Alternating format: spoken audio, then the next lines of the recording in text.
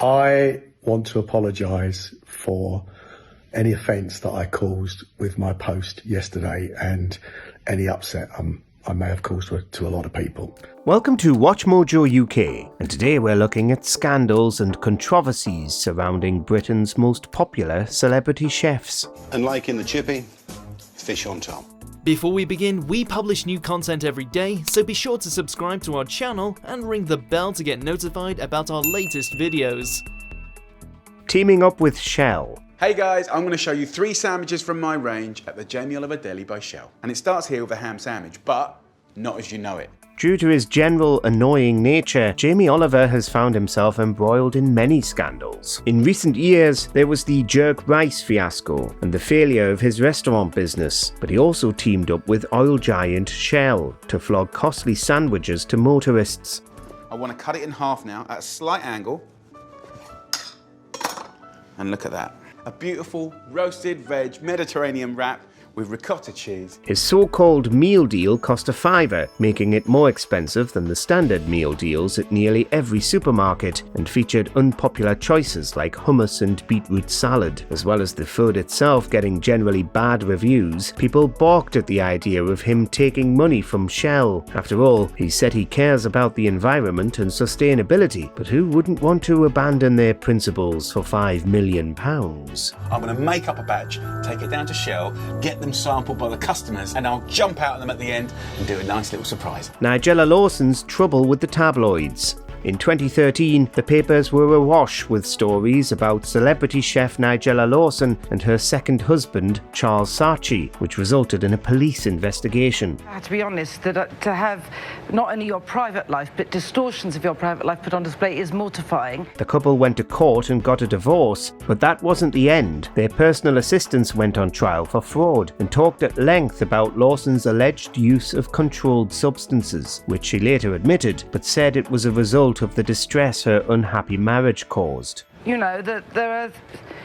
are people going through an awful lot worse, and to dwell on any of it would be self-pity, and I don't like to do that. She then said that Saatchi had waged a smear campaign against her in the newspapers and was trying to ruin her life and career. It didn't work, and Lawson says she's since been drug-free. Did you feel like you were on trial? Well, I did, but it's one of the niceties of the English legal system that you're not allowed any counsel if you're a witness.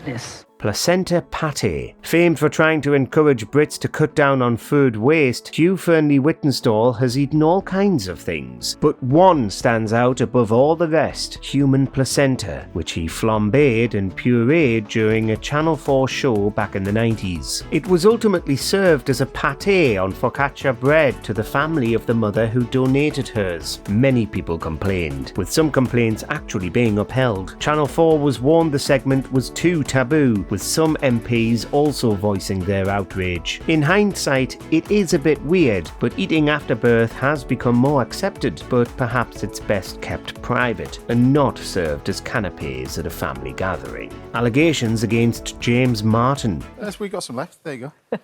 Put the whole lot in here. Steady you. And with cauliflower, don't overcook it.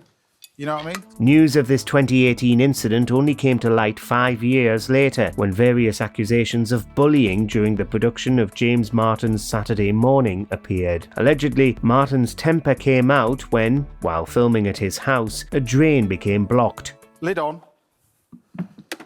Blend.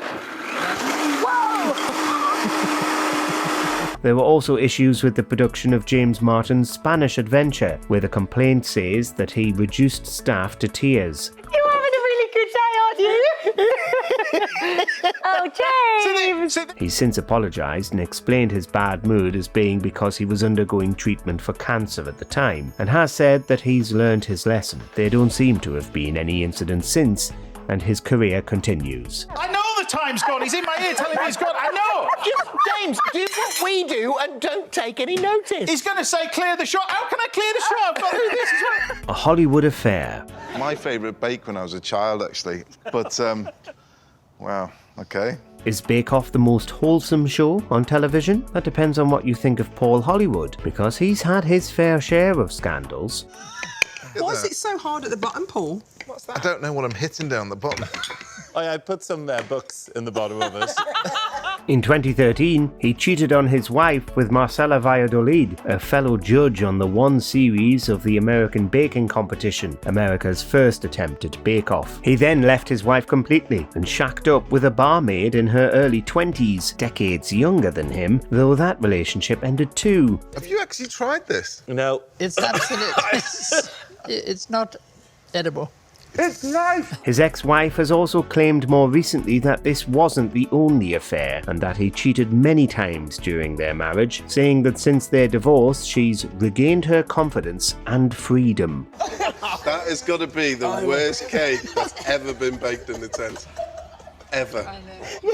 That's impressive. Gordon Ramsay goes to Colombia. This scandal didn't pertain to Gordon himself, rather he was using his access to the media to shed light on another huge controversy, prestigious chefs resorting to drug use to get through their shifts. This is more remote than I've ever been.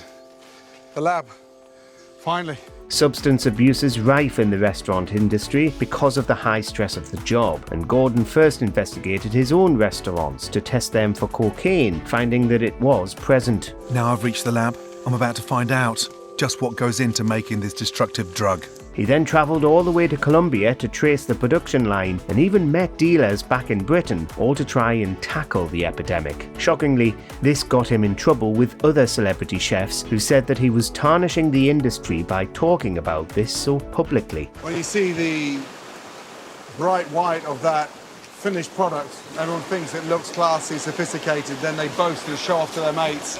Billy and the Epic Escape. More from Jamie Oliver. While he's spent a lot of his career going off to America, he's also frequently appeared down under in Aussie media too. British celebrity chef Jamie Oliver has been forced to apologise and pull his new children's book from shelves worldwide after being accused of offensively stereotyping Indigenous Australians. This included, in 2024, releasing a children's fantasy novel called Billy and the Epic Escape, which was quickly withdrawn from sale. Penguin Random House took it all the way to market before realising it was highly offensive to Australia's Indigenous population, with First Nations people slamming it for harmfully portraying their community. Both Jamie Oliver and the book's publisher have acknowledged they did not consult with Indigenous groups prior to releasing the book. It looked like, yet again, Jamie managed to offend a huge group of people by not being able to do basic research, and it doesn't look like the book will ever reappear.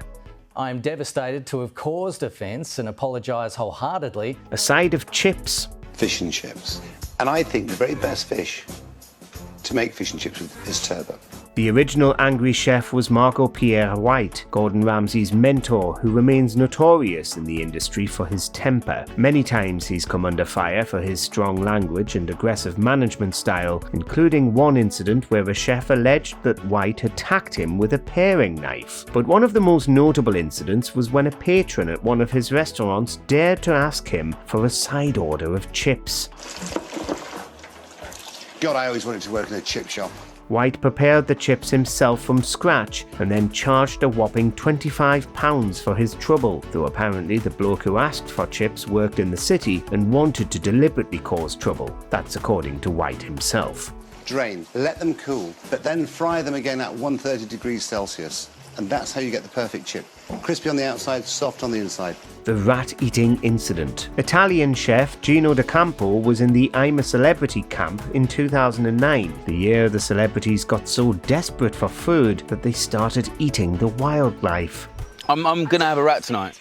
I'm not even kidding. After a bad run that left them with no stars and nothing to eat other than rice, Gino and Stuart Manning hatched a plan to get some protein. They killed, butchered and ate a wild rat that had been running around the camp, with Gino taking care of it all and then cooking it up in a risotto. Would you roast No, rabbit? I fillet it and put into the risotto. Like Are you up for that? Because, I mean... They were eventually charged with animal cruelty after condemnation from the Australian RSPCA, though the charges were dropped in exchange for a fine from ITV when it admitted to being responsible. It's very good. Is it? Oh, God, good. Tastes nice.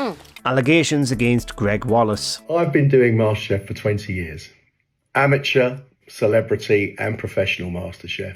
In 2024, MasterChef was rocked when dozens of allegations came out against Gregg Wallace, accusing him of everything from using inappropriate language to groping and sexually harassing women. Not only were there 13 complaints dating back to 2005, many of which had been investigated and dismissed, but many celebrities, including Kirsty Walk, Kirsty Allsop, Ulrika Johnson and Melanie Sykes, also spoke out against Wallace's behaviour.